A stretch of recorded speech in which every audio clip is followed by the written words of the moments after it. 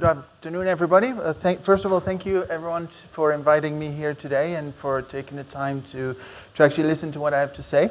I'll start by saying that I recently graduated from an executive MBA at Esade Business School. And why this is important, because like the title of my presentation says, how executive education can elevate the role of HR. Now, I somewhat stumbled in HR. As a matter of fact, when I finished university and I was in my early 20s, I was profiled as being somebody that would excel in marketing or sales or even management, and I should steer clear from finance and HR. Now, finance always made sense to me because I can't do numbers, but HR, I've always been good with people.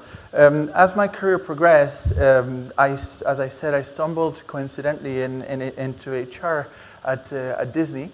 And I became a training and development officer, progressed through the path of HR.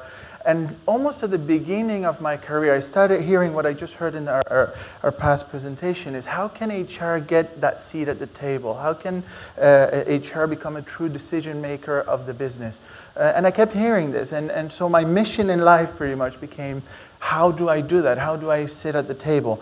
My career progressed, and in 2000, I don't even want to say it anymore because it gives away my age, but I became regional director of HR for a conglomerate of cruise lines called Royal Caribbean Cruises. I was regional director for Europe, Middle East, and Africa. And at this point, I started noticing, okay, I've reached this point, how do I take it to the next level? This is when I decided to enroll in an executive MBA, and I'll pause there right now to say, I actually was planning on leaving HR because I'm thinking I'm not going to get anywhere. I'm always going to get stuck in listening to the same things. And let's face it, in many organizations, HR didn't have the credibility or the weight or the gravitas it needed to have to reach this goal of sitting at the table. After 18 months of long nights of studying and 30 hours a week 30 hours a month of classroom and group projects and everything, I walk out of Esade with my executive MBA, and all of a sudden, lo and behold, I get offered a position of Chief HR Officer at a global tech firm. Our firm, the firm I work for today, is called Accelya. Nobody knows Accelya. If anybody knows in this room knows Accelya, besides the one I've already spoken with, I applaud you because nobody does. But what we do is about 80% of the transactions of the airline industry go through us. We manage everything from interline settlements to credit card payments to websites, you name it, we manage it. And we're based here in Barcelona. And a jump from regional director to chief HR officer was fascinating to me because all of a sudden I understood, and it was an aha moment. Now, if you think about Marshall Goldsmith, his book, What Got You Here Won't Get You There, one of the things that we learn from this book is that an individual can only extend his skills and his capabilities so much in order to get him to the next level, at which point his learning curve starts again. And this is where executive education came into play for me.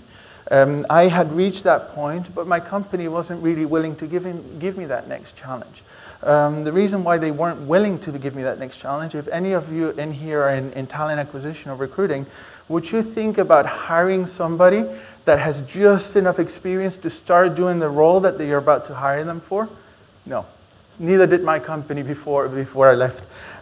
So when I took this executive education course, this executive MBA, I noticed this is what I needed. This is what is necessary to actually not just take myself to that next level, but to take the entire profession to the next level. HR, we have a tendency to progress very well internally. You bounce through different areas, different centers of expertise or centers of excellence, call it talent acquisition, organizational development, call it engagement, call it employee relations. We bounce back and forth, administration even, but we don't ever expand beyond that. And if you want to either jump out of HR, get your operational experience, project management like you mentioned, anything else, finance, and then come back into HR, likelihood is that's not going to happen. Once you leave HR, you're never coming back. I know this. But once you get into an executive education, such as an executive MBA, you have the opportunity to learn what you would learn outside of HR in your organization and then start applying it. And I think that was at the core of the success of my success, and I consider it a success because jumping from a fifth level director to a chief HR officer in an organization that is multinational, that is in 12 different countries where we have thousands of employees, doesn't happen just by itself. And I think that today in Accelya, I have the opportunity to actually show that this is possible through the right development programs. And I'm not just talking about executive education. I mean, Esade is a great institution, but most of our companies have great internal development programs. The combination of both can actually work miracles in this aspect. By doing this and by applying true business knowledge, you know, financial acumen, understanding business such as supply chain, operations, marketing, the legal framework, all these different areas of the business that we're unfamiliar when we're siloed in our specialty is critical for the success, not just of the individual. Today, as an individual, and now I'm starting to sound a little bit like I'm bragging, but as an individual, as a chief HR officer, I sit at the Exco. I make decisions that impact the business. I actually was highly influential in deciding which was the next company that we were going to acquire. I formed what we call the golden triangle, and I've actually borrowed this from somebody else, where the CEO, the CFO, and myself, we meet on a quarterly basis to decide what's the strategy moving forward with regards to people and finance.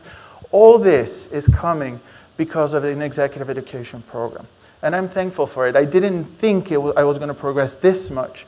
However, the jump I've taken has not just taken me to the next level, but it's actually shown me that it is possible to elevate an entire function with the right framework. And I guess that is why I was invited to talk here today. And that is it for me. That's my 7 minutes. Thank you very much.